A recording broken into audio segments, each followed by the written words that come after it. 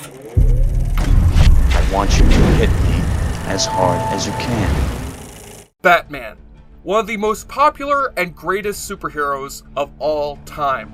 Created by Bill Finger and Bob Kane, the man known by most as millionaire playboy Bruce Wayne led a secret life as the Batman, the Caped Crusader, the Dark Knight, a vigilante who roams the streets of Gotham City, saving the innocent and putting the fear of God into those who would steal, murder, and commit all sorts of horrible acts to the citizens of Gotham. After he saw his parents murdered in front of him as a boy, Bruce trained his body and mind to peak human perfection with the singular goal of seeking justice for the innocent. And his adventures have remained popular ever since Batman's conception in 1939. After the earth-shattering sales of the Batman comics, it was a given that the character would jump into other forms of media, such as Batman serials, appearances on radio shows, and the Adam West Batman TV show, which pretty much set the norm for the public's view of Batman. It wasn't until Tim Burton's 1989 revolutionary Batman film that things would change, and gave birth to one of the greatest, if not the greatest, cartoon of all time, Batman the Animated Series. This show not only provided mature stories and a distinct look, but it would go on to influence the look of Batman in the public's imagination just as much as Tim Burton's Batman and Adam West's Batman did. And future versions of the Batman franchise would have at least some aspects that could be traced back to the animated series. But am I right about this? Has Batman the Animated Series been responsible for the way Batman is presented today in films and comics and cartoons? Is it really that good? And does it still hold up? Yes. But let us talk about it anyway in this special installment of Gone, But Not Forgotten.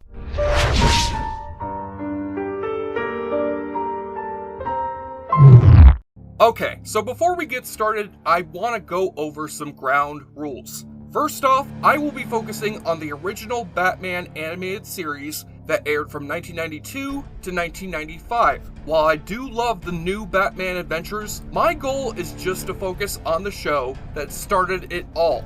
Also, the new Batman Adventures series is a video unto itself. Second, there is so much information on this show. And since I have a limited amount of time, I'm gonna miss a few things. So it's not that I don't care, it's that I don't have enough time. No offense meant to you guys. Third, I will be focusing on episodes that I feel don't get enough attention or aren't mentioned at all. There are a million YouTube videos out there that always wind up talking about the same episodes of this show over and over again. Yes, we know that Perchance to Dream, Beware of the Grey Ghost, Heart of Ice, and Almost Got 'Em are amazing, but I think we have talked about them to death, don't you think? I will be honest though, there is one episode that is my personal favorite, which people do talk about quite often, which I am going to feature because I'm only human, guys. So let us begin, shall we? In 1989, Tim Burton's Batman hit the big screen and changed the public's view of Batman forever. In the blink of an eye, the character went from the campy Adam West Batman to the dark Frank Miller Batman for the general non-comic book reader. Because of this, Warner Brothers began to look into developing a Batman cartoon series, something different from the previous Super Friends Batman that had been established in the cartoon world. Enter Bruce Timm and Eric Ramdaski, who jumped at the chance to develop a Batman cartoon. Bruce and Eric had just come off of working on Tiny Toon Adventures, and while Bruce was a lifelong comic book fan, Eric was not. This created a good balance, where we had Tim, the comic book fan that wanted to bring Batman to a new level, more in line with Denny O'Neil and Frank Miller's take on the character, while Ramdaski, a background artist, was more into bringing a gothic film noir look to the show. He wanted it to be so dark that he went against the industry's standard of drawing backgrounds on white paper. Instead, he drew the backgrounds on black paper to create the very dark and intimidating world of Gotham City.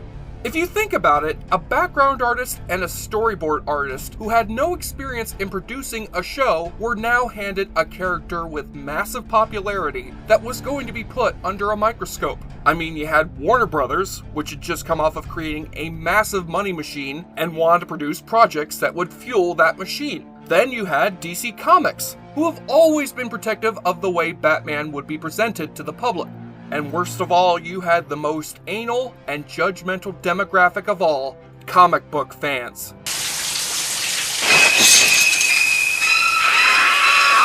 It's insane that this came together as it did. Realistically, it should have been a disaster, but the creators' love for this character led to the greatest Batman cartoon ever made. In a sense, it was the innocence that Tim and Ramdaski had which protected them from scrutiny. They made choices that just weren't done by cautious producers at the time. They hired people with little to no experience at all, just because they felt they were a good fit for their production. Glenn Murakami is a perfect example. This guy failed a storyboard test, yet they hired him anyway, because they liked his art. And he went on to not only become a storyboard artist, but also work closely with Tim in designing characters for the show. Tim also hired comic book artists like Mike Mignola, who created the look for Mr. Freeze, which wound up becoming synonymous with the character. Then we had fate intervening. Producer Gene McCurdy mentioned to Tim that the show should look like the Superman Fleischer cartoons from the 40s, and that would drastically influence the look of this show. So the team was slowly beginning to come together. Paul Dini and Mitch Bryan developed the show, and Alan Burnett came on to produce. And on the morning of September 6, 1992, the first episode of Batman the Animated Series, entitled On Leather Wings, aired on Fox Kids. And animation in the US would change forever. I don't know about you guys, but this was the show that made me look into the actors who were behind the voices. I learned about actors like Tara Strong, Mary Devon, Aaron Kincaid, Diane Pershing, and Jeff Bennett, just to name a few. Then you had the actors who you would never associate with these iconic roles. For example, I was shocked to learn that Richard Mall was the voice of Two-Face. I would never have believed that Bull from Night Court voiced the psychotic villain who was obsessed with the concept of chance. I was also shocked to learn that the original Supergirl, Helen Slater, was Talia al Ghul. And there were some that I should have caught right onto. Ron Perlman as Clayface was so obvious. I can't believe I didn't hear it in the first place. Some of the choices for classic villains, such as David Warner as Ra's al Ghul and Robert Costanzo as Harvey Bullock, were just brilliant. And the show also made me a fan of Batman villains that I had previously disregarded. For example, the Mad Hatter, voiced by Roddy McDowall, who was perfect for this role. McDowall had been known for overacting and had a special talent for monologues. I loved his episode, Mad as a Hatter, because while he was a melodramatic weirdo, he had an aspect that you could relate to, being racked by loneliness and alienated by society. The problem was that he became obsessed with not only controlling the idol of his affection, but also the world around him. Then there was the Riddler, voiced by John Glover. I have been a huge fan of Glover since I saw him on this amazing show that lasted half a season before being canceled by, you guessed it, Fox.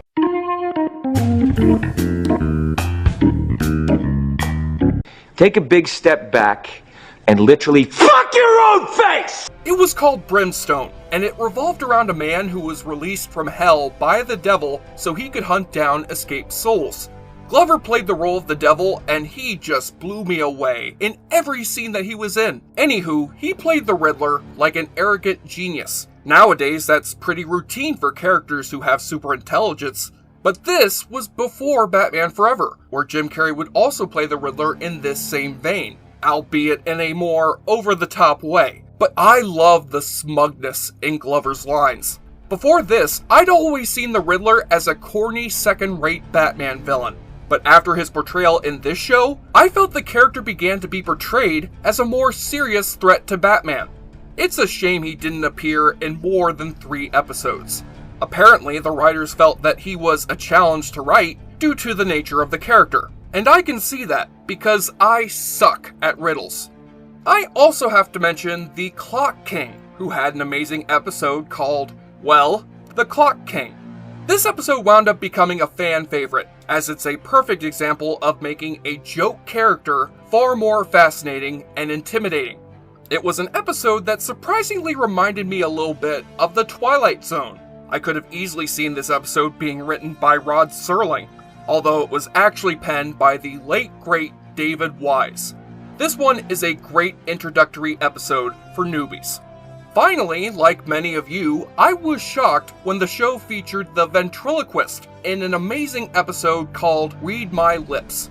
I never would have thought that a villain who used a puppet to commit crimes would end up becoming one of my favorite Batman villains. Fun fact for you, in this episode the character of Rhino, the brutish thug, was voiced by Earl Bowen, aka the slimy psychiatrist from Terminator 2. Now of course, Kevin Conroy's Batman is the voice that I will always hear whenever I read a Batman comic.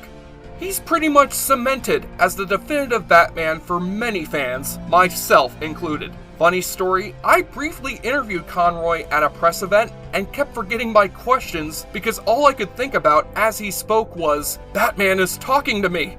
I even made him laugh at one point. Have you ever made Batman laugh? Well, I have, and it is one of the freakiest things that has ever happened to me. So finally we come to the creme de la creme, Mark Hamill, the voice of the Joker.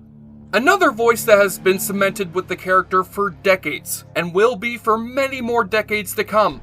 You know, it's funny, pun not intended, that even though we have had many actors portraying the clown prince of crime, Cesar Romero, Jack Nicholson, Heath Ledger, none of them can come close to Mark Hamill. I wish I could delve deep into his portrayal, but then this video would be 3 hours long.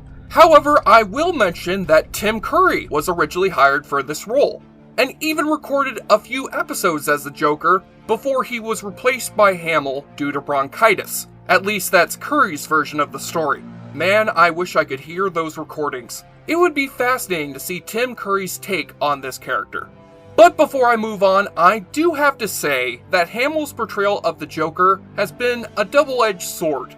Of course I love it, but it feels like other animated Jokers seem to just be variations of Hamill's portrayal. And I kind of wish that we could just have a new take on the character's voice for once. So, who was responsible for such an amazing voice cast? Andrea Romano, who has been a voice director for such shows as Tiny Toons, Chip and Dale Rescue Rangers, Animaniacs, and my favorite Scooby-Doo show, A Pup Named Scooby-Doo. Romano did something for her recording sessions that I wish other recording directors would do, having her actors record their lines in one room. She is a pure legend, and an essential factor for making Batman the Animated Series the amazing show it was. Also, I want to take a minute to put a spotlight on Avery Coburn, the broadcast standards and practices liaison for Fox during Batman's run.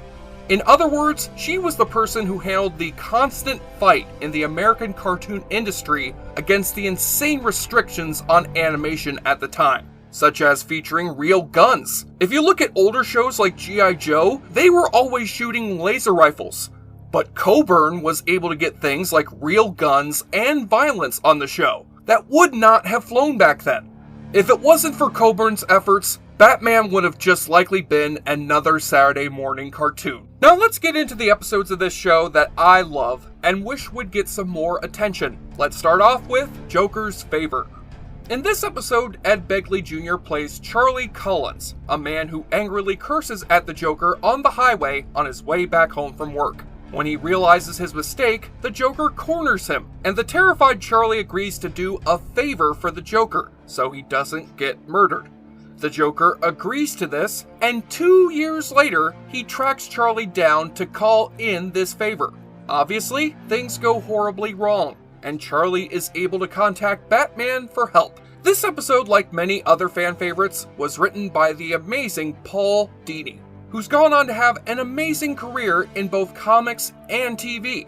This episode is not perfect, as it's got Batman having to avoid poisoned darts and death traps in a museum's replica of an Incan temple. That's pretty stupid. I mean, who would go to that museum? But my favorite moment in this episode is when Charlie tricks the Joker into thinking that he's going to murder him, and I just love this one line. Look, Charlie, you've had a busy day. All this running around, all this excitement with Batman! It cracks me up every time, and it's also one of the few times that Batman laughs on the show. Another episode that I don't see many people talk about is Dreams of Darkness, written by legendary writing team Judith and Garfield Reeves Stevens. This story involves Batman being exposed to the Scarecrow's fear toxin, and though he can take an antidote, it will knock him out for 2 solid days. So Batman decides to not take it because he needs to stop the Scarecrow from poisoning the city's water supply.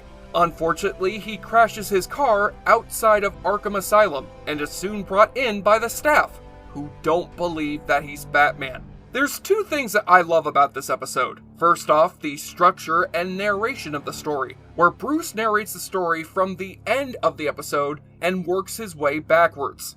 It reminds me of one of my favorite film noir movies, DOA, a movie that relies heavily on narration and a non-linear timeline. The film involves a guy who's telling the story of how he's fatally poisoned by somebody and has to find out who murdered him before he dies. Check that flick out, you will not be disappointed. But the main reason I love this episode is the visuals. Batman's hallucinations are so creepy and show a deep view of the trauma that has made him take up the mantle of Batman. I mean, look at this scene. We see Bruce trying to stop his parents from going down a tunnel, only to have the tunnel turn into the barrel of a gun. Can you believe that? That is insane. God, why don't people talk about this episode that much? It is so good. Funny how they used the same scheme that Scarecrow had in this episode for the plot of Batman Begins. I also can't believe why no one talks about another favorite of mine, A Bullet for Bullock. It's actually an adaptation of Detective Comics number 651, written by Chuck Dixon, with the script written by Frank Parr, who wrote many great episodes of this series. The episode is about how Harvey Bullock needs to figure out who has been trying to kill him, and turns to someone he hates, Batman. It's pretty fun to see the dynamic between Bullock and Batman, 2 characters that hate each other but learn to respect each other's code. Also, the reveal of the culprit and their motivations is pretty neat. Harley's Holiday is another fun episode. It's very similar to Birds of a Feather, a Penguin episode that gets mentioned a lot. I love that episode, but I love Harley's Holiday even more. It's just silly Harley Quinn fun. This episode involves Harley Quinn being deemed sane by the psychiatrist at Arkham Asylum. She tries to reintegrate into society upon her release, but a misunderstanding causes a series of insane events.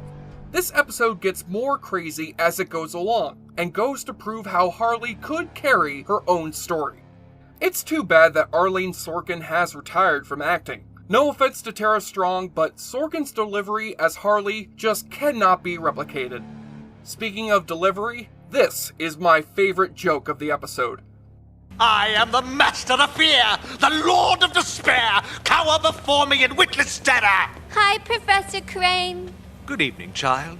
Worship me, fools. Finally, let's talk about my favorite episode that is on many people's top 10 list, Baby Doll. The plot revolves around a former child star who suffers from a disease that doesn't let her age, leaving her in the body of a toddler for the rest of her life. She goes insane after her career fails and falls into obscurity, so she starts kidnapping her former cast members from the show that brought her fame a decade ago. And in order to recreate the magic of her life before she left that show, she forces her cast members to pretend to be the characters again. What elevates this episode is Alison LaPlaca's performance as Baby Doll. The way she switches between the sane Baby Doll and her insane persona is disturbing, and she delivers one of the saddest lines in the show's history. Now, I have to mention one of the last factors that made this show amazing: the music, and the many people who contributed to it. Danny Elfman created the opening theme for the first season, which is the theme best associated with the series. I wish I could play it for you, but YouTube sucks, so no dice. But the most remembered composers are Shirley Walker, Lolita Ritmanis, and Michael McQuistion. Walker, in particular, won a Daytime Emmy Award for scoring A Bullet for Bullock. I would recommend you go buy the score for yourself, which is available on Amazon. Also, while I was watching these episodes again, I happened to notice that every time they've got a scene in the Batcave, there is no music. Just goes to again prove how great this show truly is. So, should this show come back? Well, take your pick, because it already has. Batman the Animated Series went on to continue in the New Batman Adventures, the Superman Animated Series, Justice League Unlimited, and a show I don't really care for myself, Batman Beyond. The original show also inspired many other Batman animated series, like The Batman and Beware the Batman. I enjoyed those shows, but I just felt they delivered a lot of the same types of stories from Batman the Animated Series. To be quite frank with you, and I know I'm gonna get some hate for this, but my favorite Batman cartoon after the animated series was Batman, the Brave and the Bold. Yeah, I know, I can already see the angry and bewildered comments. I just like that show. It was a new, or rather an old take on Batman. It was a lot of fun, and it made me appreciate the zaniness of the Silver Age Batman comics. Maybe I'll talk about that show another day. Although, if you do want an actual continuation of the Batman animated series universe, there is currently a comic book being published called Batman: The Adventures Continue, which revolves around the Bruce Timm incarnation of the character. But the future will hold more Batman cartoons that frankly sound a lot like what we've already seen before, as Bruce Timm, Matt Reeves, and J.J. Abrams will be collaborating on a new Batman animated series called Batman: Caped Crusader, which will likely arrive on HBO Max after the release of Matt Reeves' new Batman movie next year. If you want to see the classic, you can watch the whole thing on HBO Max at this very moment. So if there's one thing we have learned since Batman the Animated Series hit the airwaves 29 years ago, it's that the Dark Knight will never truly leave our television screens. So pour yourself your favorite drink, play that amazing score, look out into the city skyline, and if you look hard enough, you may just get lucky and catch a glimpse of a cape swinging from a grappling hook. If you do, be sure to nod your head in respect to a legendary series that will live on forever in our hearts. Meow, oh meow, want your bad romance. Carnival, hammer, oh hammer, ha ha, oh ha ha, want your bad romance. Tired of Joker and his greasy hair. His dumb card tricks could never please me downstairs. I want bad love. Love, love, love, I want bad love. His high-pitched voice and his shrieks full of glee. He sounded like he hasn't hit puberty. I want Batman. That's my plan, I'll get Batman. Just because I'm a jester doesn't mean I can't pleasure. I want all my jokes to be on you. Bust out the back cuffs and your grappling hook. You and me could have a bad romance. I'm Jesse Shade, speaking on behalf of David Arroyo for Joblo.com, and thank you for watching our show. If you like what you see, please subscribe to our Joblo Videos channel. Tell your friends who like this sort of content, and turn on the bell to receive notifications for all of our latest videos. We're an independent company that appreciates all of your support, and we will see you next time for the next installment of Gone, But Not Forgotten. Thank you for clicking on our video, everybody. If you like what you saw here, please make sure you like the video and subscribe and share with your friends who like this sort of content. Joblo remains an independent company, and we appreciate all of your support.